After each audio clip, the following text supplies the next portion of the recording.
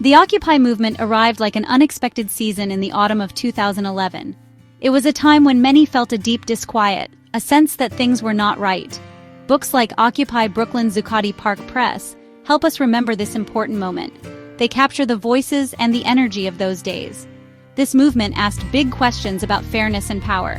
It started small but grew quickly, catching the world's attention. It showed that ordinary people could create something extraordinary together, even in the heart of a bustling city. The air in late 2011 was thick with unspoken frustrations for many. The financial crisis of 2008 had left long shadows. People had lost their homes and their jobs, yet it seemed that those responsible faced few consequences. There was a growing feeling that the system was rigged. This feeling crossed borders and connected people from different walks of life. Occupy Brooklyn Zuccotti Park Press likely delves into this shared sentiment. It explores how this quiet anger found its voice, how it moved from private worries to public declarations in places like Zuccotti Park. Zuccotti Park, a small patch of concrete in New York City, became an unlikely symbol. It was not a grand square or a majestic park.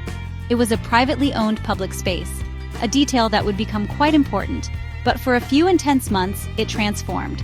It became a beacon for those who dreamed of a different world. Hope, it turned out, could put down roots even on hard stone.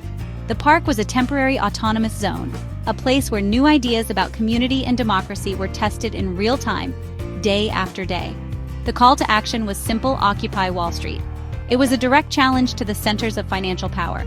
People came from all over, drawn by a mix of anger, hope, and curiosity. They were students, teachers, unemployed workers, veterans, and grandparents. Occupy Brooklyn Zuccotti Park Press would surely tell their individual stories. It would show how this diverse group began to build a community. In that small park, the possibility of a different future felt suddenly, thrillingly real.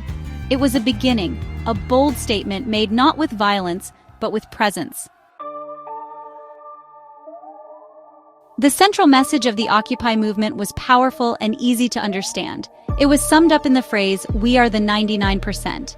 This simple slogan spoke volumes. It meant that the vast majority of people, the 99%, were suffering. They were suffering because of the actions and greed of the wealthiest 1%. This wasn't just about numbers, it was about a deep sense of injustice. It highlighted a growing gap between the very rich and everyone else. The phrase resonated globally, becoming a rallying cry for change. One of the main reasons people joined the protests was economic inequality. The financial crisis had exposed deep flaws. Big banks received huge sums of public money to save them from collapse. Meanwhile, ordinary families struggled. They faced foreclosures on their homes and mounting debt. There was a strong feeling that the rules were different for the powerful. Occupy Brooklyn Zuccotti Park Press would detail these personal stories of hardship. It would explain how these experiences fueled the desire for a fairer economic system. People wanted accountability and an economy that worked for everyone. Another key issue was the enormous influence of corporate money in politics. Many protesters believed that large corporations and wealthy donors had too much power. They felt that this power distorted democracy. Government decisions seemed to favor big business interests over the needs of ordinary citizens. This led to a sense of powerlessness and frustration. The Occupy movement was an attempt to reclaim that democratic voice. It was a stand against a system where money seemed to speak louder than people. It was a call for a government truly of the people, by the people, for the people. People gathered not just to protest against these problems, they also came together because they longed for something better. They envisioned a society based on different values, fairness, cooperation, and community. They wanted a world where human needs were prioritized over profits. This positive vision was a crucial part of the movement's energy. Occupy Brooklyn Zuccotti Park Press would highlight this constructive aspect. It was not just about anger, it was profoundly about hope. It was about the shared belief that a more just and equitable world was possible if people worked together to build it. Zuccotti Park itself is a rather unassuming place in Lower Manhattan. It is not a green, grassy park in the traditional sense. Instead, it is a paved plaza with some trees and benches. Crucially, it is privately owned but required to be accessible to the public. Its location was also very important. It sits just a short walk away from Wall Street, the symbolic heart of American finance. This proximity made it a strategic spot for a protest aimed at the financial industry. It was a small stage for a very big message. The choice of Zuccotti Park was clever, almost accidental at first. Because it was a privately owned public space, or POPs, different rules initially applied. Unlike city-owned parks, it was technically open 24 hours a day. This meant protesters could stay overnight without immediately facing police eviction. This legal loophole allowed the occupation to take root and grow. It provided a physical base, a place to gather, organize, and sustain the protest. It became a home for the movement in its early critical days.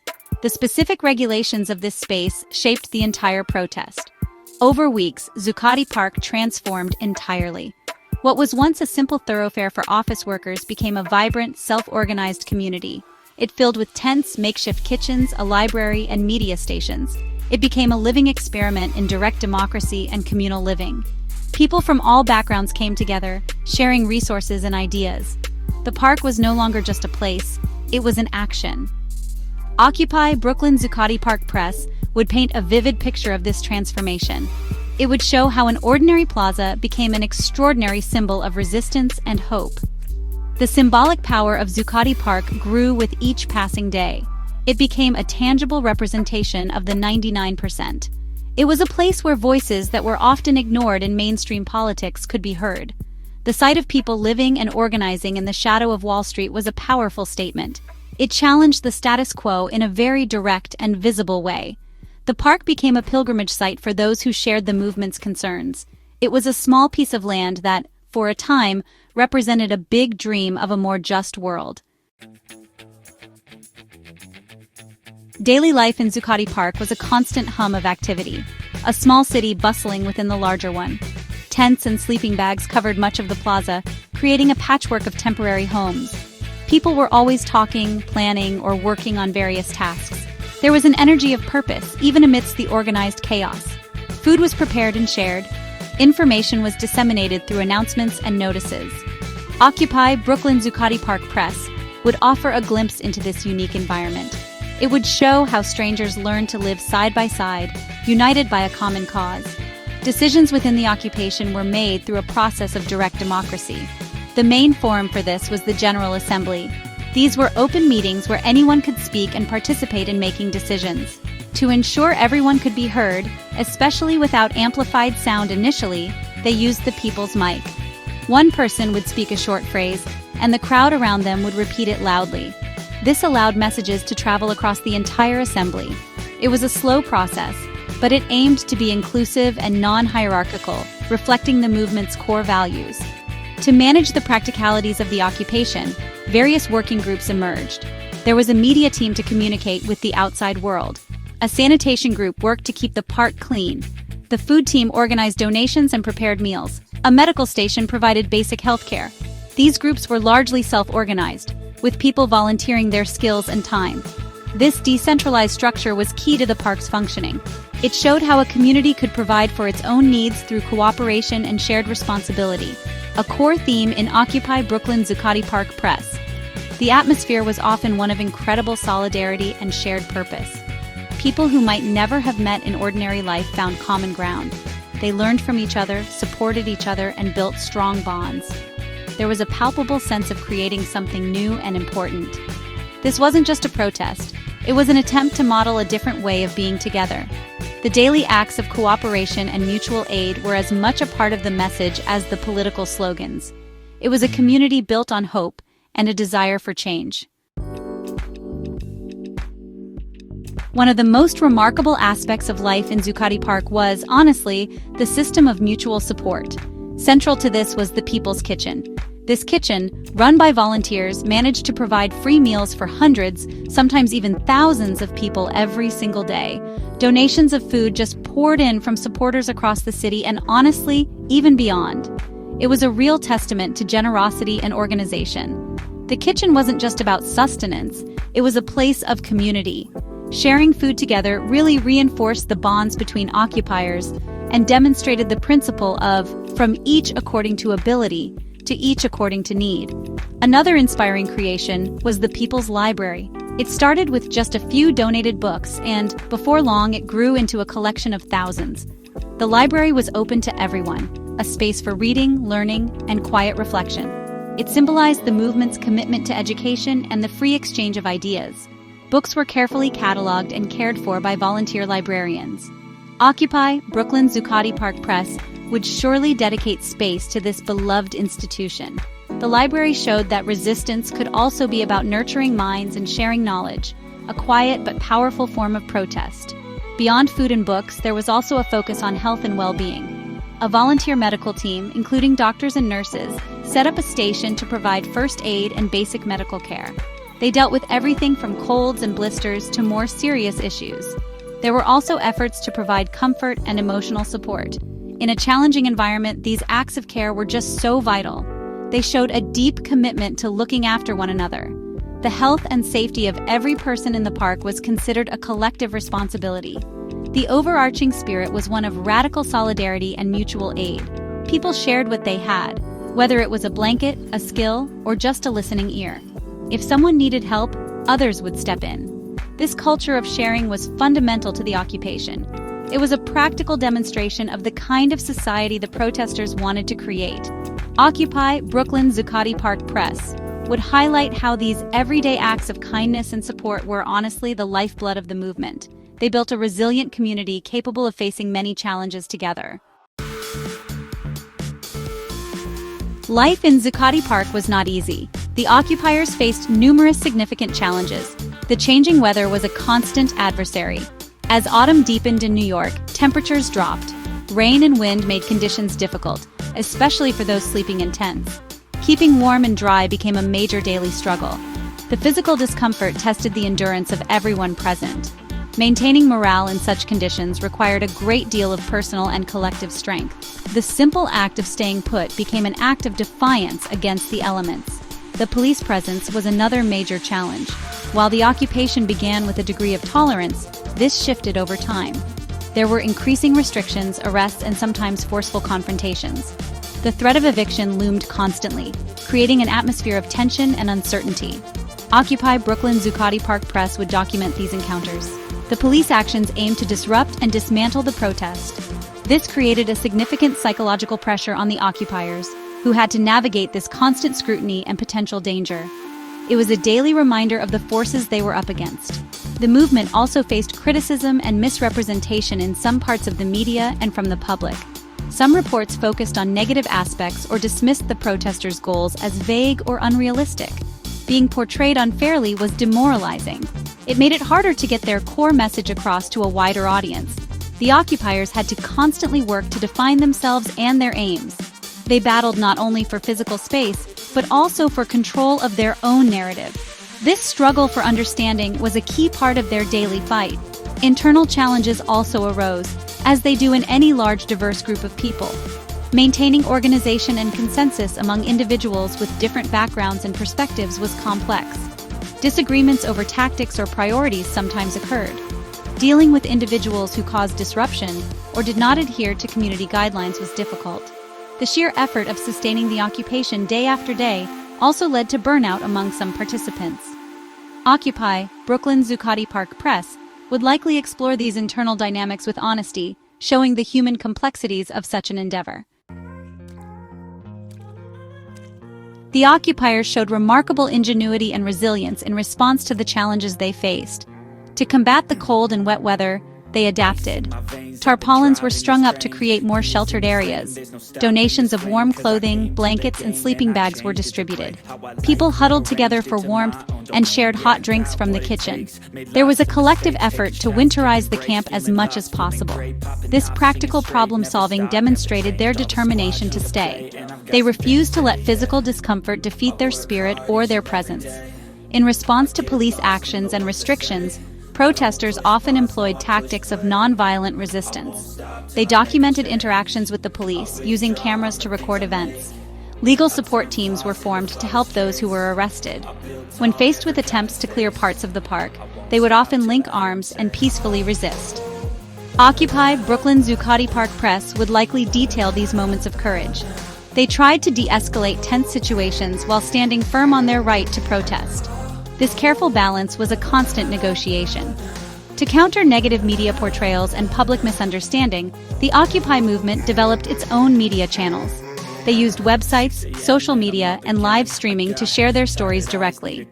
The Occupy Wall Street Journal, a free newspaper, was printed and distributed. Protesters engaged in conversations with passers-by, explaining their motivations. They worked hard to articulate their message clearly and consistently. By telling their own stories, they sought to reclaim their narrative from those who wished to dismiss or distort it. This was a crucial part of their strategy. Maintaining unity and purpose amidst internal and external pressures was an ongoing effort. Regular General Assemblies continued to be important for discussing issues and making collective decisions.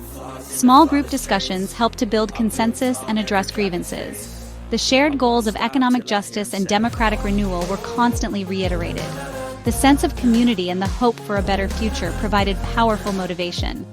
Occupy, Brooklyn's Zuccotti Park Press would highlight how this commitment to shared values helped the movement endure through difficult times, fostering a spirit of perseverance. The occupation of Zuccotti Park was a specific event in time, but its significance extends far beyond those few months. The movement was always about more than just holding a piece of ground. It was about planting ideas and fostering a new kind of conversation. These ideas did not vanish when the last tent was removed. Instead, they scattered like seeds, taking root in many different places and forms. Occupy, Brooklyn Zuccotti Park Press, serves as a reminder of these powerful beginnings and the lessons that continue to resonate today in 2025. One of the most profound lessons from Zuccotti Park is the power of collective action. It showed that when ordinary people come together, organize, and raise their voices, they can challenge even the most entrenched systems of power. The image of the 99% standing up to the 1% was a vivid demonstration of this. It reminded us that history is often shaped by such movements from below. This realization can be a powerful source of hope. It tells us that we are not powerless when we act together for a common cause. Another vital lesson concerns the importance of public space. Zuccotti Park, though privately owned, became a crucial public forum. It highlighted how essential such spaces are for democracy. These are the places where people can meet, discuss, debate, and organize freely. In an increasingly privatized and controlled world, the fight for public space is a fight for democratic life itself. The occupation underlined that we need common ground, both physical and metaphorical, where different voices can be heard and new possibilities can be explored without fear. Furthermore, the Occupy movement demonstrated that new ways of organizing are possible and effective. The horizontal, leaderless structure of the General Assemblies and working groups was a radical experiment. It challenged traditional top-down models of leadership. It showed that people can self-manage, make decisions collectively, and create functioning communities based on cooperation. Occupy, Brooklyn Zuccotti Park Press would likely explore this innovative approach. This legacy of alternative organizing continues to inspire activists and groups seeking more democratic and participatory ways of working for change. It offered a glimpse of a different kind of power. Although the physical occupation of Zuccotti Park eventually came to an end, the Occupy movement itself did not simply disappear. Its energy and ideas flowed into new channels, transforming and adapting. The clearing of the park was a setback, certainly, but it was not the end of the story. The spirit of Occupy continued in different forms, influencing activism and political discourse for years to come. Its impact was not confined to a single place or a single moment in time. It was far more widespread and enduring. One of the most significant impacts was how Occupy changed the public conversation. Phrases like the 99%, economic inequality, and corporate greed became part of everyday language. The movement brought these issues to the forefront of public consciousness in a way that had not happened before. News outlets began to cover these topics more extensively. Politicians felt compelled to address them. Occupy, Brooklyn Zuccotti Park Press, would surely highlight this shift in discourse. It made it easier for ordinary people to talk about and understand the systemic nature of these problems. The Occupy movement also inspired and energized a new generation of activists and numerous subsequent movements. Many people who were involved in Zuccotti Park, or who were moved by its message, went on to participate in other struggles for social and economic justice. The networks and skills developed during the occupation were carried forward. It served as a kind of training ground, demonstrating the power of grassroots organizing. The seeds sown in that small park grew into many different campaigns and initiatives, all working towards a fairer world. For ordinary people, perhaps the most lasting impact of Occupy was the sense of empowerment it offered. It showed that their voices mattered, and that they were not alone in their concerns. For a time, Zuccotti Park was a place where hope was made visible and tangible. It demonstrated that even in the face of immense challenges, it is possible to create communities of resistance and care. Occupy Brooklyn Zuccotti Park Press, in documenting this period, helps keep that spirit alive. It reminds us that change often begins with ordinary people daring to imagine and demand a better future.